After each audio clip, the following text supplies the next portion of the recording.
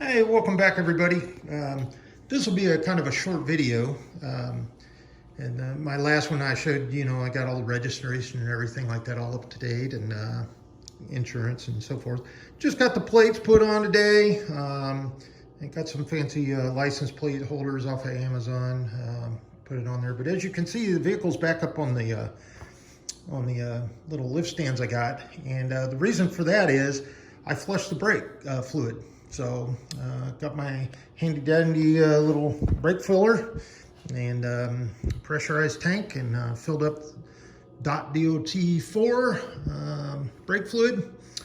Started back here on the rear passenger side, the furthest caliper from the reservoir, and did the back rear, then the front passenger side and the front driver side. So it's got brand new fresh brake fluid in it. I went ahead and flushed the oil, and so it's got brand new oil in there, not the break-in oil. And while I was driving it the other day, I got the flashing temp gauge. It wasn't overheating or anything like that, but it was flashing. And what that is usually is the coolant expansion tank here. As you know, it's got the two little rods. Let me see if I can pull this off while I'm talking, and I'll show you. But it's got the two little kind of solenoid, I guess, rods that go down into the fluid. So I don't have a flashlight, but if you see those two little metal rods right there,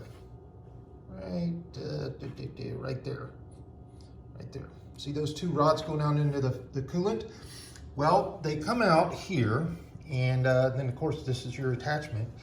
And what happens is over time you get a lot of the glycol kind of stuff coating on those metal rods, and sometimes some corrosion and stuff like that.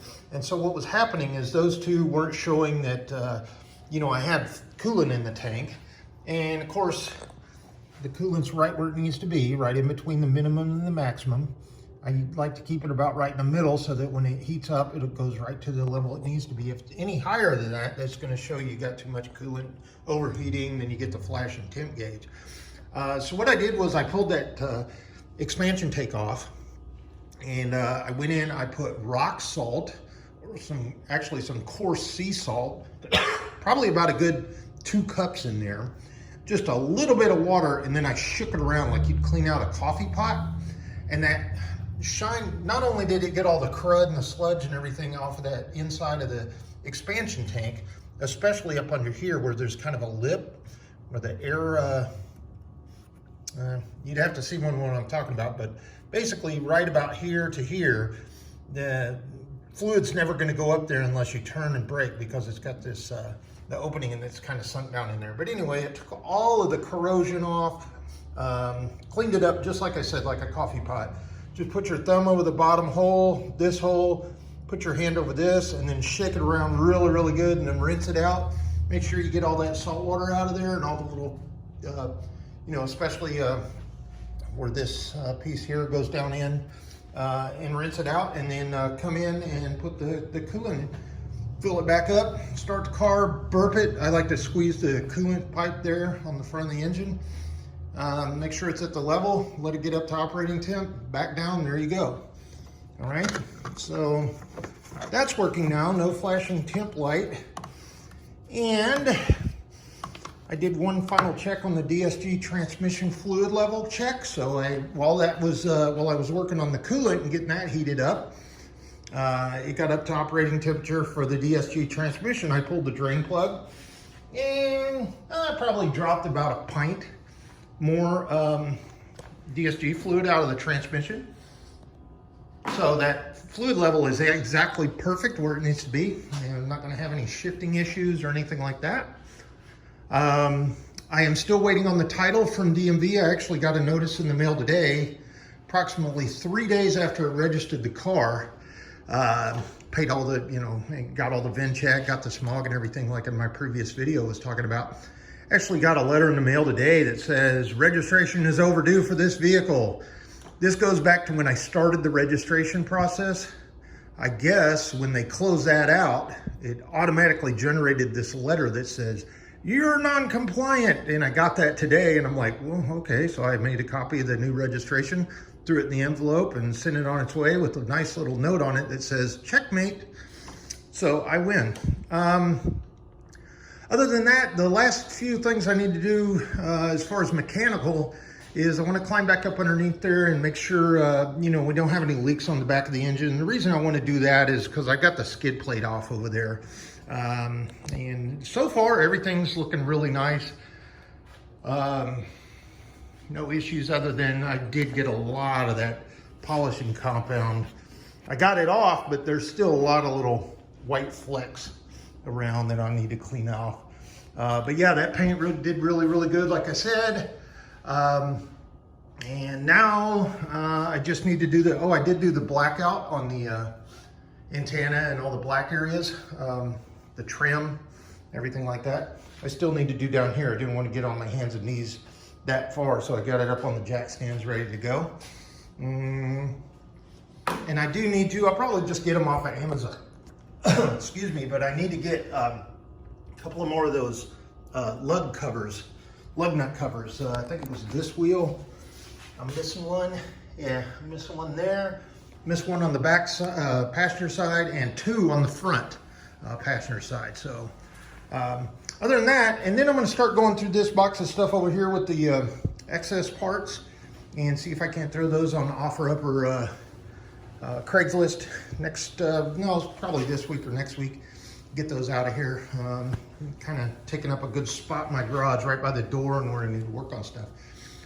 After that, I'm going to drive this around probably about 4, 5, 6 months and then put it up for sale. If I don't sell it, I'll go ahead and start working on the performance mods. Intercooler, turbo, tune, etc. And then I'll just keep it.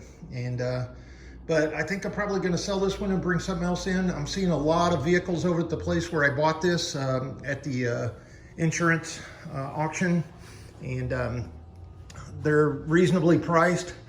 I did see one on there. The place that I purchased these from there, it's called Auto Gator. So, like the alligator, Auto Gator. It's in Roseville, California. It's right off of Interstate 80, East Sacramento.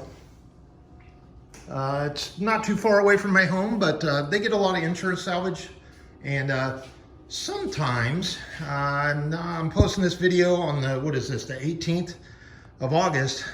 However, there is one, if you look on that website today, there is a 1989 BMW 535 that looks like it was just given to the salvage yard. I think they're asking $2,800 on it. It's only got 50,000 miles on it. It's kind of a somewhat classic vehicle, or it will be. Leather interior, but it is a 1989, you know, so it's got all that small weirdness back in the day. But it's red, and they're not asking for a lot of money on it. Be a really easy project for somebody because the body is straight, the interior is straight. It probably just needs some freshen up on gaskets and stuff like that, and then be a daily driver, save you a lot of gas money. So look at that. There's also a GMC 1500 pickup truck 4x4 that was hit in the front passenger corner and set off the airbags. Now, in my research, you can replace airbags yourself. I don't tend to approach anything like that that's had its airbags blown, because that means it's had a pretty good impact. But in that truck's case, it looked like it ran over like a big speed bump or a berm, and it smashed in the front quarter panel right here, just basically the bumper and the headlight area. And that set off the airbags.